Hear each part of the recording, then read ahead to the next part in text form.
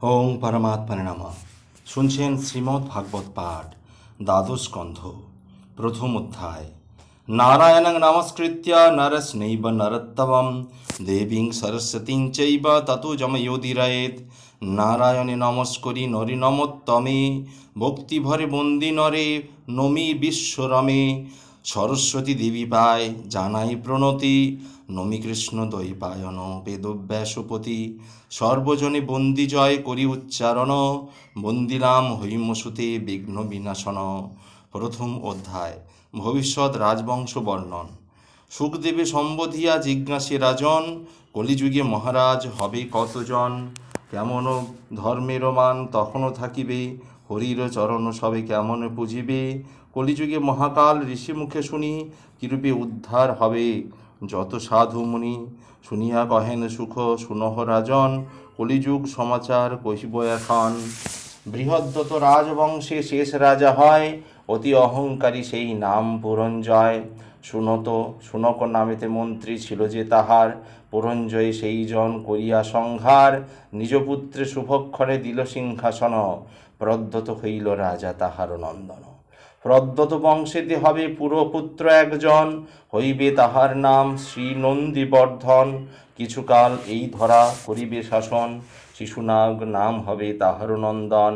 তাহাদের বংশাবলী কহি মহাশয়, কাককর্ণ নামে তার পুত্র পরে হয়। হেমধর্মা নামে তার হইবে সন্ততি, ক্ষেত্রজ্ঞ তাহার পুত্র শুনো নরপতি। বিম্বিসার নামে হবে ক্ষেত্রজ্ঞ তনয়, পরেতে অজাতশত্রু তার পুত্র হয়। তাহার হইবে পুত্র শুনো নরপতি, দর্ভক তাহার নাম হবে মহামতি। দর্ভকের পুত্র হবে নিপতি অজয়, সুনন্দী বর্ধন হবে তাহার তনয়। তাহার তনয় হবে মহানন্দী নাম, হরিভক্তি পরায়ণ সর্বগুণধাম। শিশুনাগ বংশেরাজ সেই 10 জন, কলিতে হইবে রাজা সুনহ রাজন। 300 বর্ষ এরা রহিবে ধরায়, মহানন্দী হতে পুত্র যেজন জন্মায়। মহাবলবান সেই মহাপদ্মবতী, নিধন করিবে ক্ষত্রকুল দুষ্টমতি। নিক্ষত্রিয় বিনাশকারী নন্দরাজ হতে, অধার্মিক শূদ্রনিপ জন্মিবে জগতে। কেহ না পারিবে তারে করিতে শাসন, এইরূপে নন্দরাজ হইয়া দুর্জন। পরশুরামের মতো পৃথিবী শাসিবে, এইরূপ কলিতে পরে সকলই ফরিবে। আহার যে 8 পুত্র হইবে, তবে সুমালি প্রভৃতি নাম তাহাদের হবে। 100 বর্ষ তারা ধরা করিবে শাসন, পরে শুনো মহারাজ অপূর্ব কথন। চাণক্য নামেতে এক জন্মিয়া ব্রাহ্মণ, সমূলিতে নন্দবংশ করিবে নিধন। তাহাদের অভাবেতে মৌর্য বংশগণ, কলিতে করিবে তারা পৃথিবী শাসন। তাহে চন্দ্রগুপ্ত লবে রাজ ও সিংহাসন, বিন্দুসার নামে তার হইবে নন্দন।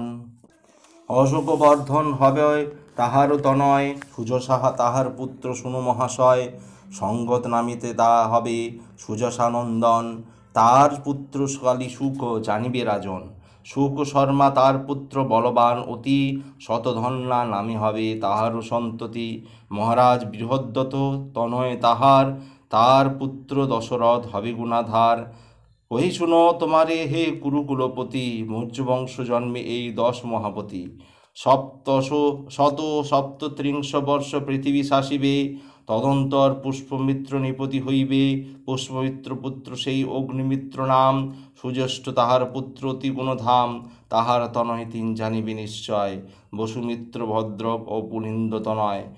পুলিন্দের ঘোষ নামে হইবে নন্দন, তাহা হইতে বজ্রমিত্রে জন্ম গ্রহণ। বজ্রমিত্রে হতে জন্ম ভাগবত লয়, তার পুত্র দেবহূতি জন্মে মহাশয়। তার পুত্র রাজা আপনার বলে, 100 বর্ষ রহে ধরাতলে। তদন্তর পৃথিবীতে কান্ন ভূপগণ, নিজগ্নে করিবে পৃথিবী শাসন। দেবভূতি মন্ত্রী সেই কর্ণ মহাশয়, সংহার করিয়া তারে নরপতি হয়। মহামতি বসুদেব তনয় তাহার, ভূমিত্র নামিতে তার পুত্র গুণাধার। তাহার নন্দন হবে নামে নারায়ণ, কিছুকাল পৃথিবীকে করিবে শাসন। কাণ্ডবংশে সুশর্মাকে করিয়া সংহার, ভৃত্য বলি লইবেক ধরণীর ভার। শূদ্র বংশে মহাবলী হবে সেই জন, তদন্তর কৃষ্ণ নামে সুনহ রাজন। পৃথিবীর প্রতি সেই হইবে নিশ্চয়, সাতকর্ণ নামে হবে তাহারও তনয়।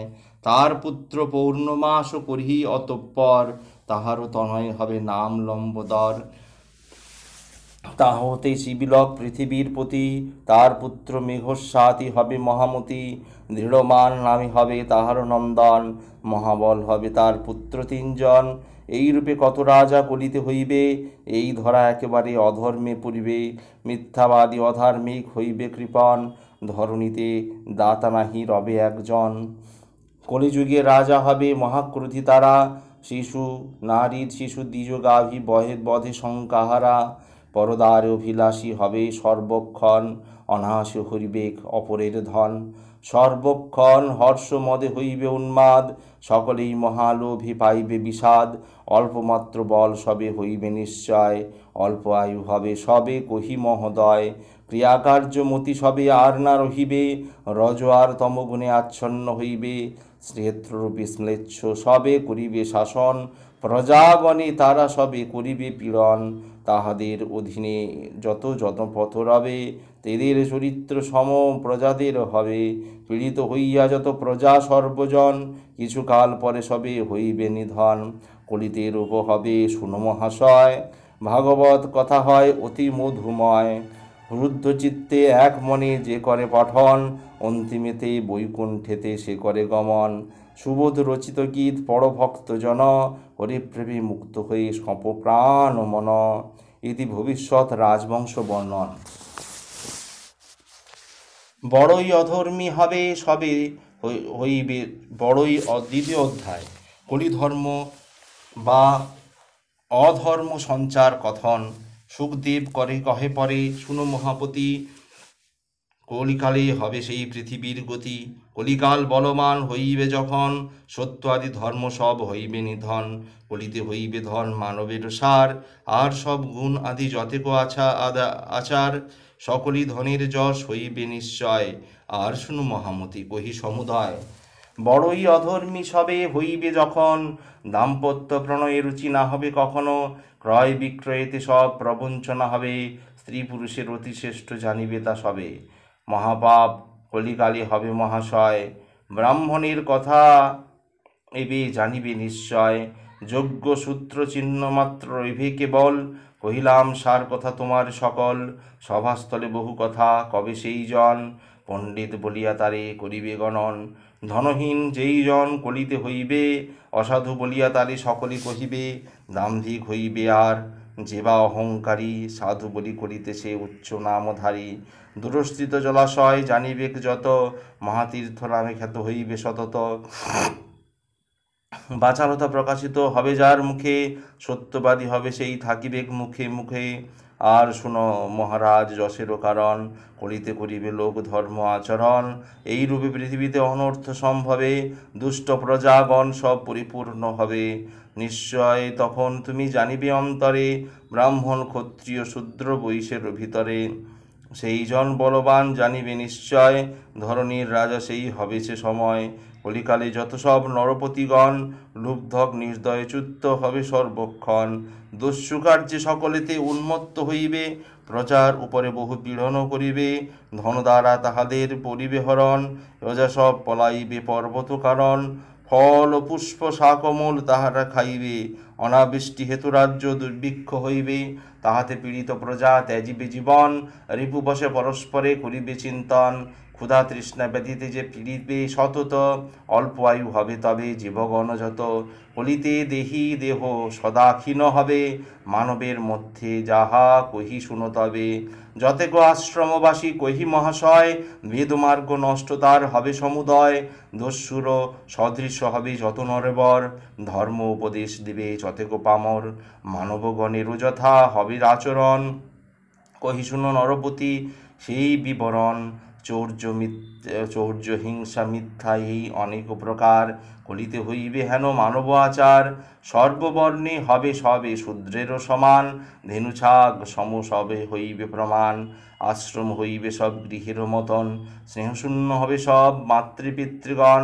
পিতা মাতা পুত্র যত্ন না করিবে, পত্নী ভ্রাতা শ্রেষ্ঠ বন্ধু তাহার হইবে। অনুহীন হবে যত ওষধি সকলে, বহুল বিদ্যুৎ দৃষ্ট হবে মেঘতলে। এইরূপে কলি শেষ হইবে যখন, মানবে করিবে গর্ধবের আচরণ। তখন ধর্মের ত্রাণ করিবার তরে, সত্যগুণে নারায়ণ অবনী ভিতরে। অবতার হবে পুনঃ দেবনারায়ণ, সাধুগণে পরিত্রাণ করিতে তখন।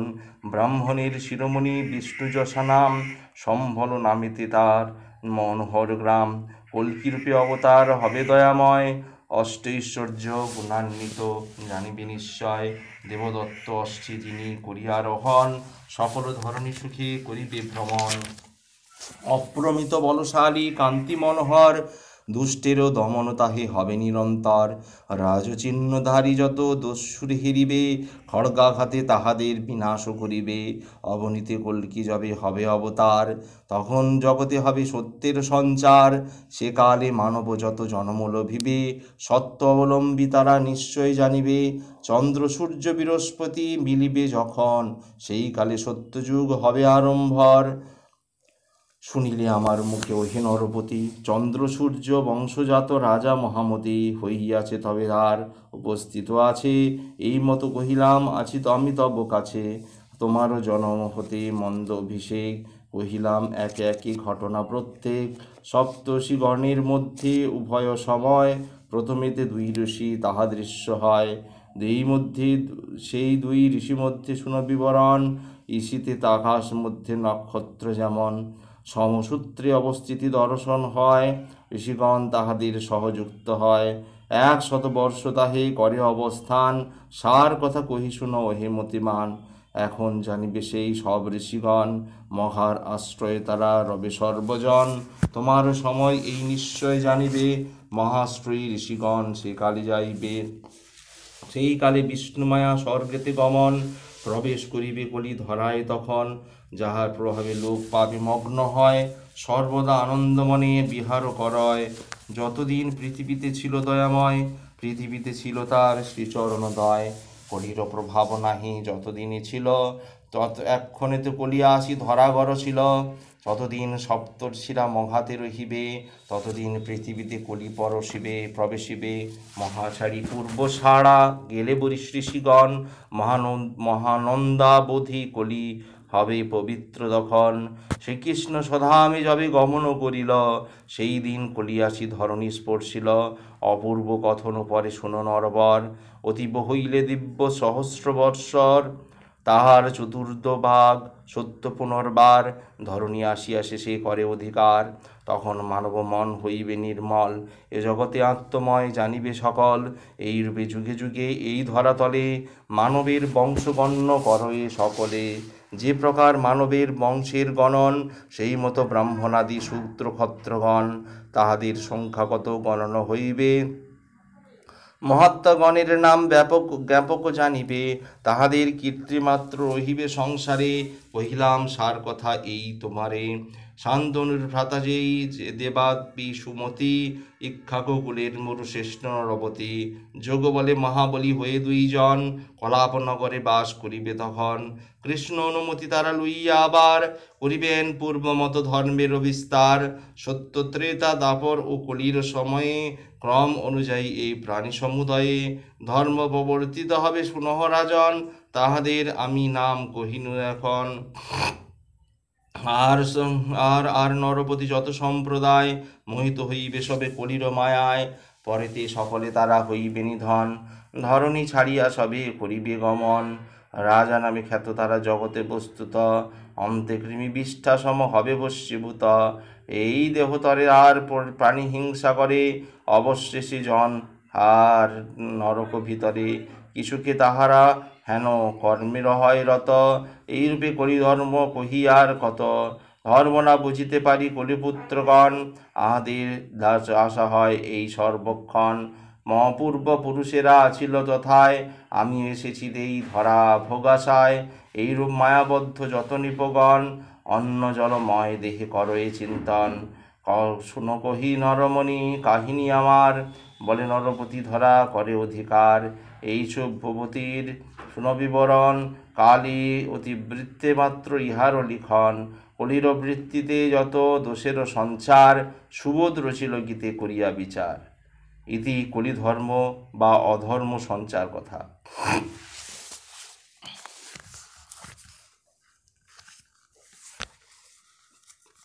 আজ এই পর্যন্তই। আগামী পর্বে তৃতীয় অধ্যায়ে যুগ ধর্ম বা কলিভোগের কথা। ভালো লাগলে অবশ্যই চ্যানেলটি সাবস্ক্রাইব করবেন ও পাশে থাকা বেল আইকন অবশ্যই ক্লিক করবেন। ওম পরমাত্মনে নমঃ।